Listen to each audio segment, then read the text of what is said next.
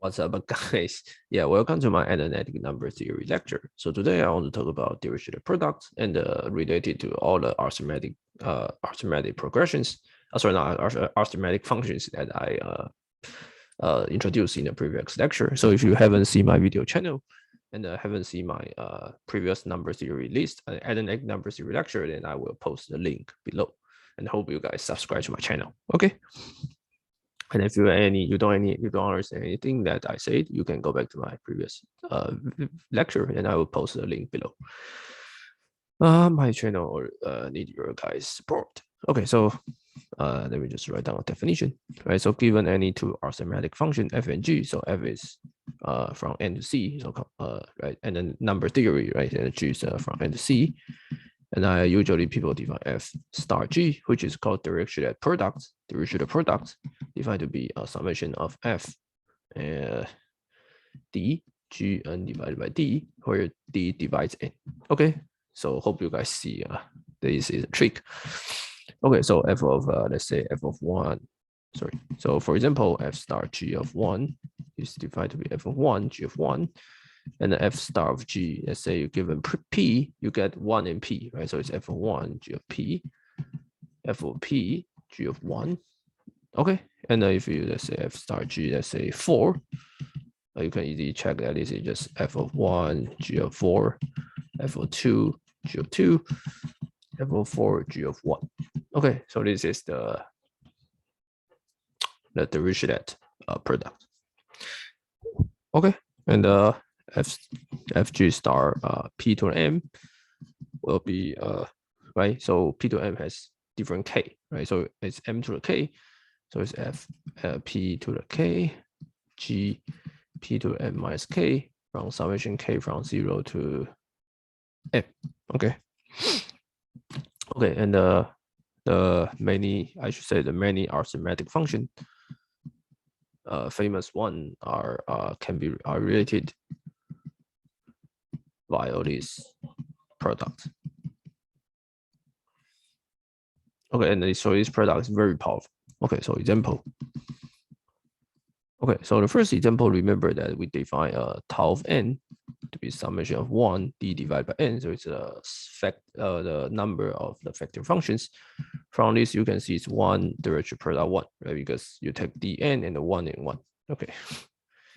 Okay, and the second is that sigma n is a summation of dn, so it's a sum of the factor functions, which is d. This is just 1. This is just what? This is just a identity, right? Identity function on each d and the Dirichlet product 1. Okay, and also remember that we got some Mobius function. If you take d and the d to n will be the e of n, right? So remember this e of n is defined to be 1 when n is 1, otherwise it's 0. So this guy tell you that the mu Mobius function, right? Dirichlet product 1, which is e, right? And then the fourth result is Euler results, right? So phi of n, which I proved in my previous lecture, related to Euler phi function, which is defined to be mu of d. Sorry, phi of d, and sorry, mu of d undivided by d, right? D divided by n, right? So this is just tell you that if you take the mu, right, with the identity, right? So mu take d, identity take n divided by d, right? By previous relation is n divided by d. So if I take g to be identity, f to be Mobius function, and this guy become Euler. Okay, and then number 5 that I think is the Gauss lemma about the Euler phi function. So it's phi of d, d divides n, which is phi of n, right? So I also give the proof for this in my previous video. So this tell you phi identity will be phi itself. Okay. 6.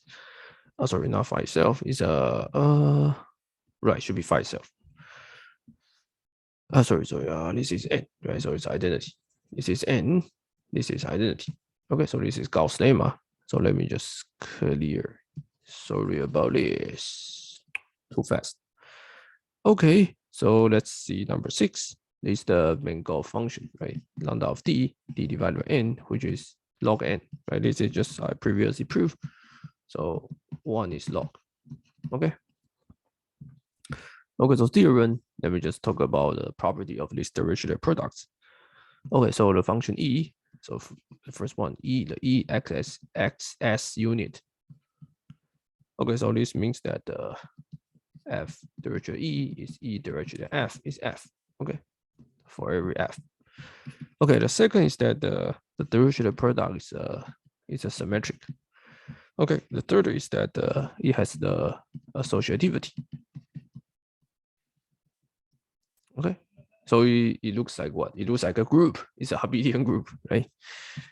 Okay, so if by the first one, these three is you need inverse, right? But let's forget about inverse. Then look like a monoid. Okay, so if f of 1 is non-zero, then f has inverse, unique inverse, right? So it looks like a group. Unique inverse. Okay, so there is this g such that f Dirichlet g is e. Okay, so yeah, this is very, very interesting property that the Dirichlet product actually looks like a group. Looks like a group. Okay, so looks like a groups. Looks like exactly, I should say exactly a group, right? Because you already have inverse. Okay, so this one is trivial, right? But you can prove this by just replace definition, and let's prove I think 1, right? 1 is also trivial. Okay, the reason is that let's do this, right? So this is very stupid, right? Because you got dn and f of d, e of n divided by d, right? And e of n divided by d is only 1 if n is if d is n, right? So if d is n, it is only 1, right? So f of n, right? So it's identity, right? So these two are trivial, and so only the third and the fourth are need to be illustrated. Okay, so let's do this one first. Okay, I think it's not difficult, right? So you can check by yourself that if you take the text C and you get the ABC is n. Okay, so ABC is n, right? So if you change of then the answer will be the same. Okay, so let's try to prove the most difficult one, which is the inverse, right? So unique inverse. This is a little bit weird, right? How should people construct another function which looks like number, right? So it looks like a inverse, right? Okay, so notice that I want this, right? I want f of g is e, right? So which means that f of 1, g of 1 is 1, and the summation g divides n, where f of d, g of n divided by d, hope to be 0, okay? Or basically, you can change it the n, which is g of d at n divided by d, hope to be 0. Okay, condition. Okay, so for the first one, that is very easy, right? Because f of 1 is not 1, so you can define g of 1 to be minus 1 divided by f of 1, right? So g of 1 is well defined. It's very trivial. Okay.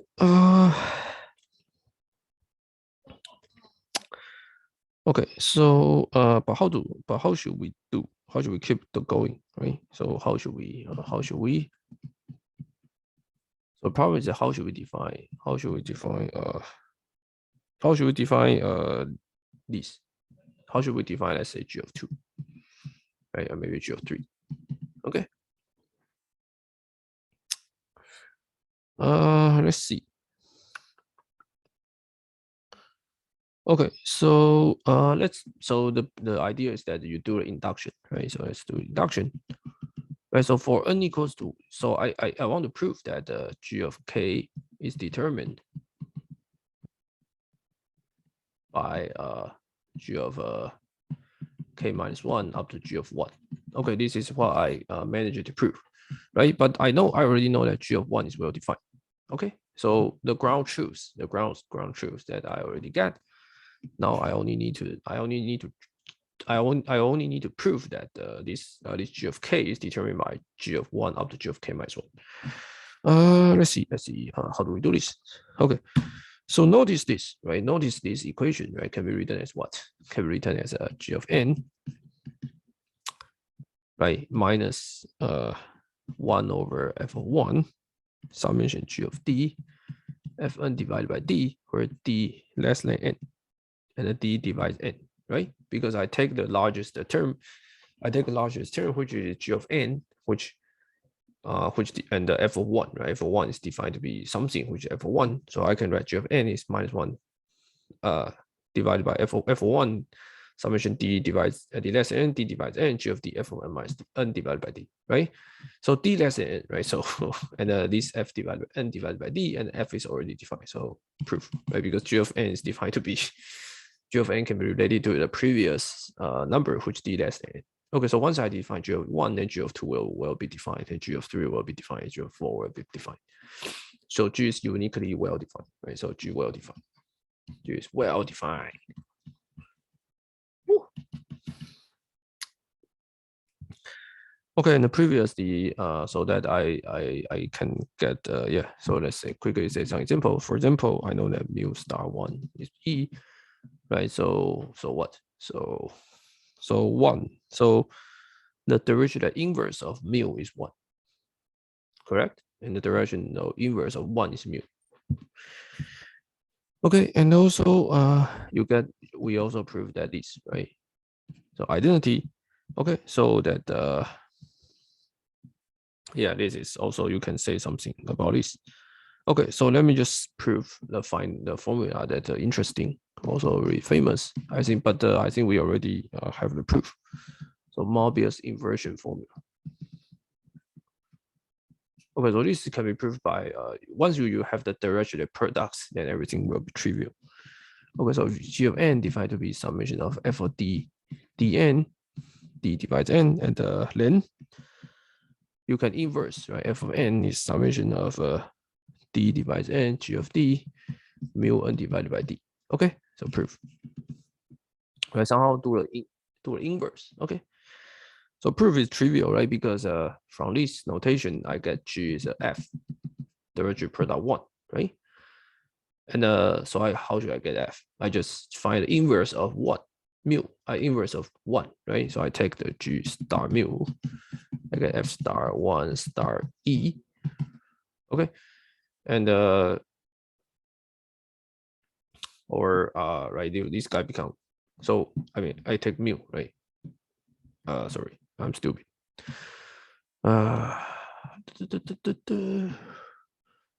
Right, so this guy become mu, so this guy become what? E, right? So f star e is f, right?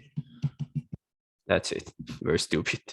Okay, so once you, right, because this is f star e by definition is f. Okay, so g star mu. So you prove this. Write down the every definition. Then you get an answer. Okay. Okay, so finally, let me just say something which is trivial. So theorem. So this is almost trivial that you can check by yourself. The first one is that if f of g are multiplicative, then f star Dirichlet product is also multiplicative. Okay, second is that if f is multiplicative, then f inverse is multiplicative. The third is that f star g is h. If f and g are multiplicative, so is g. Sorry, if f and h. So if these two are multiplicative, and so is g. Right? I think you can prove third by relating to the second. The first one is that if h is complete multiplicative, so complete multiplicative is very, very powerful. Then hf star g is the same as hf star hg. Okay, or any fg. Okay, so I don't want to prove for all this because I think it's not so difficult. Okay, but you can use the Dirichlet products to prove many interesting numbers theory identity. Okay, let me just give the applications. And right, the first identity that I think is, or I already proved many. This is also interesting that I proved in a Mobius video that this is also simple. Okay, one of them I haven't proved is interesting is this one. So if you take the mu of square d divided by phi of d, d divides n, then you can get n divided by phi of n. Right? This is weird that I haven't seen this identity, right? But right, so let's do this. Right, so